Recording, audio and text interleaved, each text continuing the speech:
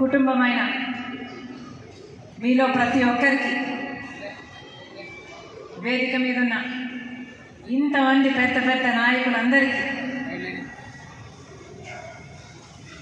సోనియా గాంధీ గారికి ప్రత్యేకంగా రాజశేఖర రెడ్డి గారి 75వ జయంతి సందర్భంగా లెటర్ ద్వారా మెసేజ్ పంపించారు.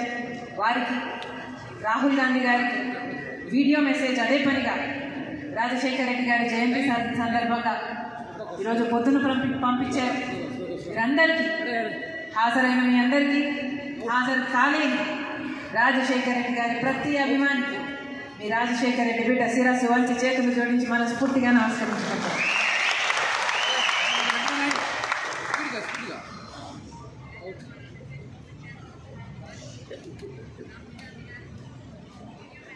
డాక్టర్ వైఎస్ రాజశేఖర రెడ్డి ఆ మనిషి గుర్తు రాగానే మొట్టమొదట గుర్తొచ్చే అంశం ముఖం నిండా చిరునవ్వు. నడుచుకుంటూ వస్తే రాజసమే నడుచుకుంటూ వస్తుందా అన్నట్టుగా ఉండేది. ఆ ఖద్దరు పంచ దగ్గరికి వచ్చి పాప్స్ అని చేయి చాచినప్పుడల్లా, నన్ను దగ్గరికి తీసుకున్నప్పుడల్లా ఎంత ధైర్యమో మాటల్లో చెప్పలేదు.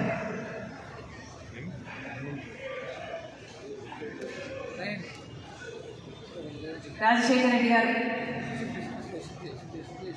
చనిపోకముందు ఆ కొద్ది రోజులు ఆయనతో గడిపిన జ్ఞాపకాలు మీతో పంచుకోవాలని ఉంది.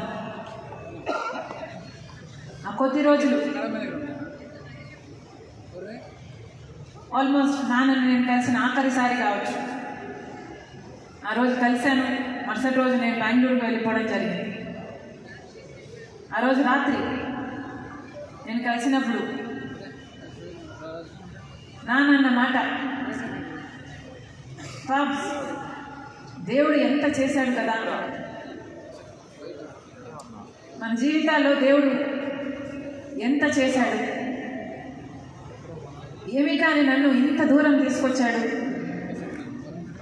ఇంత సాధింపచేశాడు, ఈరోజు ఇంత చేయగలిగాము అంటే, ఇంతమంది జీవితాలలో వెలుగు నింపగలిగాము అంటే దేవుడు నిజంగా ఎంత గొప్పవాడు. ఎక్కడో ఉన్న వారిని తీసుకొచ్చి ఇంత ఎత్తున నిలిపాడు, ఇంత అవకాశాన్ని ఇచ్చాడు అని దేవునికి ఎంతో గ్రేట్ఫుల్గా ఉన్నాడు. ఉంటూ ఇంకో మాట కూడా అన్నాడు, పాప్స్ నా జీవితము జలయజ్ఞాని కోసమే దేవుడు పుట్టించాడేమో, జలయజ్ఞం నేను చేయగలిగితే నా జీవితం, నా పర్పస్ నేను ఫుల్ఫిల్ చేసిన వాడిని అవుతాను. ఇవన్నీ మిగతాటివన్నీ ఆరోగ్యశ్రీ అయినా, ఫీజు రీయింబర్స్మెంట్ అయినా, ఇందిరమ్మ ఇల్లు అయినా, 108 అయినా, ఇవన్నీ బోనస్. కానీ జలయజ్ఞం మాత్రం నా హృదయానికి చాలా దగ్గర అన్నాడు. ఆ విషయం నాకే కాదు, క్యాప్స్ మామ కూడా, కేవీపీ రామచంద్రరావు గారికి కూడా బాగా తెలిసిన విషయం. ఎందుకంటే ఎలక్షన్లో కౌంటింగ్ జరుగుతున్న సమయంలో నాన్న చాలా టెన్షన్ పడ్డారు. అంశం ఏది అంటే, ఎందుకు అంటే, ఒకవేళ మనం మళ్ళీ అధికారంలోకి రాకలేకపోతే జలయజ్ఞం ఏమవుతుంది, అన్ని ప్రాజెక్టులు ఆగిపోతాయి, ఈ ప్రాజెక్టులలో పెట్టిన డబ్బంతా వృధా అయిపోతుంది, వచ్చే నాయకులు పట్టించుకోరు, జలయజ్ఞం పూర్తి కాదు, 1 కోటి ఎకరాలు నీళ్ళు ఇవ్వలేమని చాలా టెన్షన్ పడ్డారు. అంత టెన్షన్ బహుశా తన జీవితంలో ఎప్పుడు తేలికి పడుంటాడు.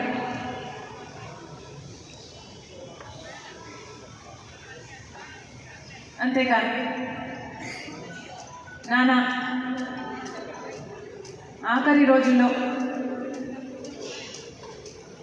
ప్రజల దగ్గరికి వెళ్ళాలి, ఎందుకంటే ప్రజలు ఒక అవకాశం ఇచ్చారు,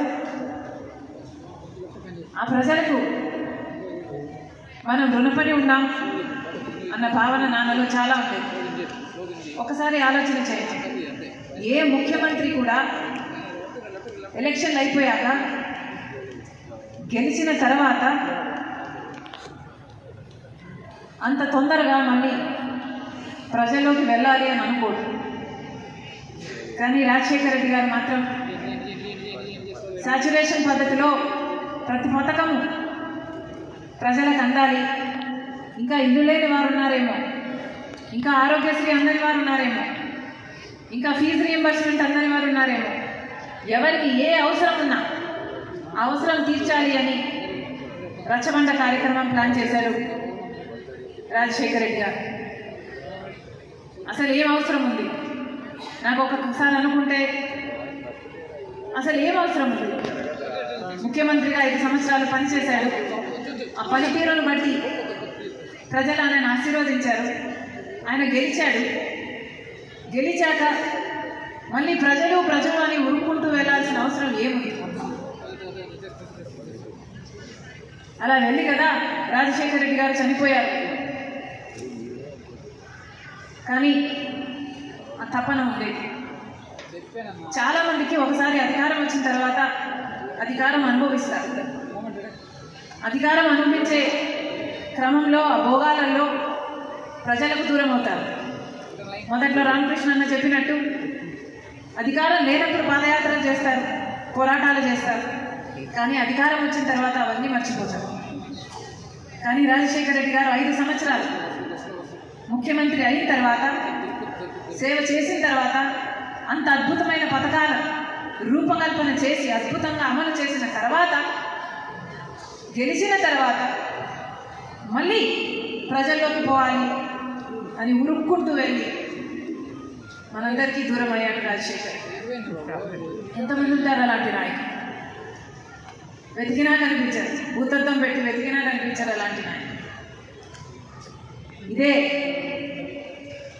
రాజశేఖర రెడ్డి గారితో, నాన్నతో నేను ఒకప్పుడు అన్న మాట, పా నువ్వు అనుకున్నంత మెజారిటీ రాలేదు కదా రెండోసారి గెలిచినప్పుడు.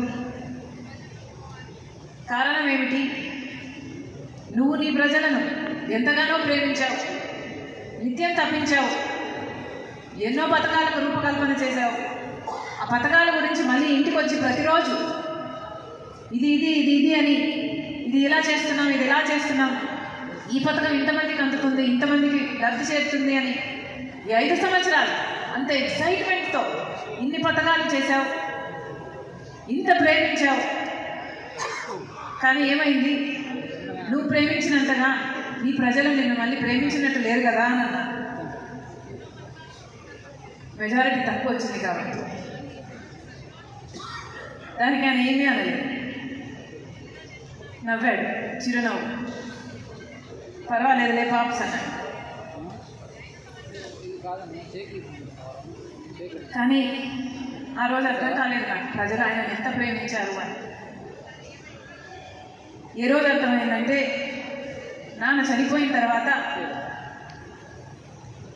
రాజశేఖర రెడ్డి గారు చనిపోయారు అని వార్త విని ఆ నిజం భరించలేక, ఆ నిజాన్ని జీర్ణించుకోలేక ఎంతోమంది 700 మందికి పైగా ఆయన వెనకాలే చనిపోయారు.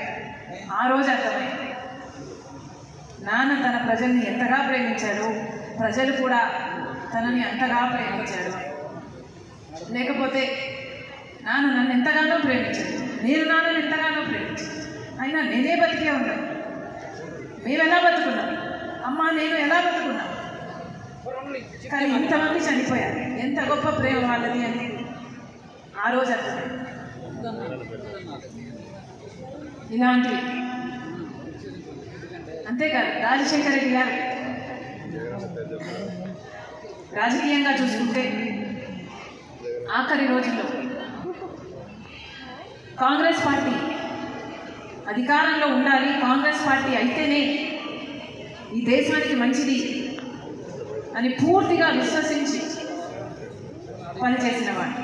కాంగ్రెస్ పార్టీలో ఉన్న నిబంధత అయితే, కాంగ్రెస్ పార్టీలో అయితే ఉన్న వర్కింగ్ సిస్టమ్ అయితేనే, ఆ వర్కింగ్ సిస్టంలో వచ్చే హ్యూమిలిటీ అయితే, ఆ ఆ హంబుల్నెస్ అయితేనే ఇవన్నీ కాంగ్రెస్ పార్టీతోనే సాధ్యం. కాంగ్రెస్ పార్టీ అయితేనే ఇందిరమ్మ దగ్గర నుంచి, రాజీవ్ గాంధీ దగ్గర నుంచి ఎన్నో అద్భుతమైన పేదల కోసం, సంక్షేమం కోసం, అభివృద్ధి కోసం ఆలోచన చేసి దేశాన్ని పైకి తేగలదు అని పూర్తిగా విశ్వసించిన వ్యక్తి రాజశేఖర రెడ్డి గారు. అంతేకాదు అదే క్రమంలో అదే సమయంలో బీజేపీ పార్టీకి బద్ద వ్యతిరేకి రాజశేఖర రెడ్డి గారు. ఎందుకంటే బీజేపీ పార్టీ సెంటిమెంట్ను అడ్డు పెట్టుకుని రాజకీయాలు చేసే పార్టీ. బీజేపీ పార్టీ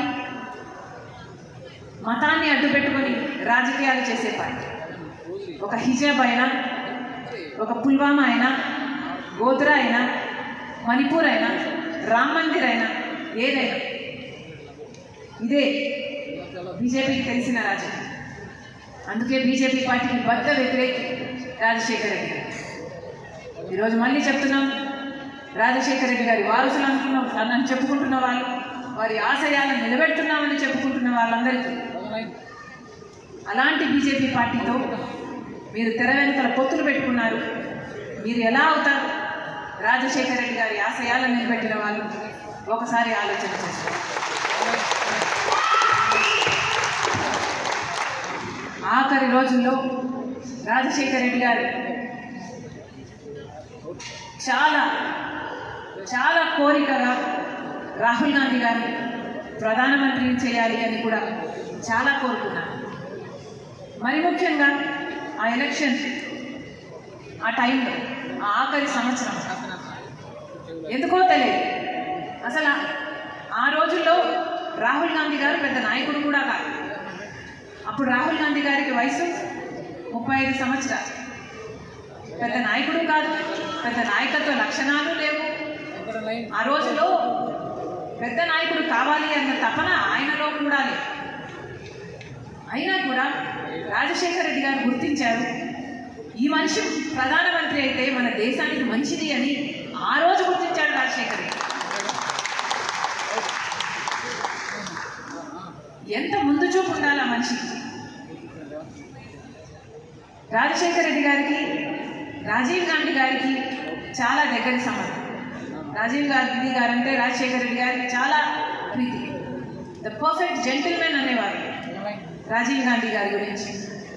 అలాంటి అంత జెంటిల్మెన్ కొడుకు కూడా తండ్రిలాగే ఉంటాడు, తండ్రిలాగే చేస్తాడు అని గమనించాడు. కాబట్టి రాజశేఖర రెడ్డి గారు మిగతా ఏ నాయకులు కూడా ఇక మాట్లాడకముందే, ఈ ప్రపోజల్ పెట్టకముందే రాహుల్ గాంధీ గారు ప్రధానమంత్రి కావాలి అని ఆ రోజు 15 సంవత్సరాల కింద చెప్పిన మాట రాజశేఖర రెడ్డి గారు. కానీ ఈరోజు చూస్తున్నాం మనం, రాహుల్ గాంధీ గారు ఎంత గొప్ప నాయకుడు అయ్యాడు అని. నిజంగానే ఎంత మంచి మనసుంది, తన తండ్రిలాగానే ఎంత గొప్ప వ్యక్తిత్వం ఉంది అని ఈరోజు రాహుల్ గాంధీ గారిని చూస్తే అర్థమవుతుంది. ప్రేమను పంచాలని, సోదర భావాన్ని పెంచాలని రాహుల్ గాంధీ గారు పాదయాత్ర చేశారు. 7,000కు పైగా కిలోమీటర్లు పాదయాత్ర చేశారు. ఎంత గొప్ప విషయం. అంత దేశాన్ని ఏలబోయే ఒక ప్రధానమంత్రి ఈరోజు పొద్దున పంపించిన మెసేజ్లో రాజశేఖర రెడ్డి గారి గురించి, రాజశేఖర రెడ్డి గారి పాదయాత్రే నా పాదయాత్రకు స్ఫూర్తి అని అనటం, రాజశేఖర రెడ్డి గారు నా మెంటర్ అని అనటం ఎంత గొప్ప విషయం. నిజంగానే మనస్ఫూర్తిగా ఈరోజు రాజశేఖర రెడ్డి గారి బిడ్డ విశ్వసిస్తుంది. ఆ రోజు నాన్న చెప్పిన మాట నిజం, నాన్న కోరిక నిజం. రాహుల్ గాంధీ గారిని ప్రధానమంత్రిని చేసుకునే బాధ్యత మన అందరి మీద ఉంది. ఎందుకంటే అది రాజశేఖర రెడ్డి గారి ఆఖరి కోరిక కాబట్టి. ఈ ఆఖరి కోరికను తీర్చాలా, ఈ బాధ్యత మనందరి మీద ఉంది.